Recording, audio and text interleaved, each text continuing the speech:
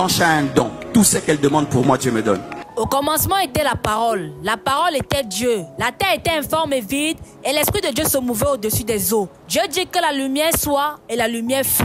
Il créa les animaux, puis créa l'homme à son image, lui donnant la domination sur les oiseaux du ciel, les poissons de la mer, sur le bétail, sur les reptiles et sur toute la terre entière. Mais l'homme se sentait quand même seul. Alors Dieu l'endormit dans un profond sommeil, prit une de ses côtes et créa la femme qui devint sa compagne jusqu'à la fin de ses jours. Mais quelle triste nouvelle nous tombe ce matin. Un pasteur en pleure, une famille en pleure et toute l'Afrique qui pleure. Mais pourquoi une aussi grande douleur à un homme de Dieu d'une telle grandeur? Un grand homme dévasté, un monde des ténèbres ambiancé, se jetant des fleurs, en oubliant que le Dieu d'Israël est le seul maître de notre séjour sur terre. Il est le commencement et la fin de toutes choses. Et même si sa volonté fait pleurer, on continue quand même de s'y accrocher. Mais ce n'est qu'à ce moment précis qu'on réalise cette véritable tragédie. La dépouille de Blanche Tunazi, femme du pasteur Marcelo Tunazi, ayant perdu la vie après une probable crise cardiaque, vient de franchir le territoire de Kinshasa. 18 ans de vie commune. Cette femme vertueuse et soumise laisse derrière elle un grand vide. 4 enfants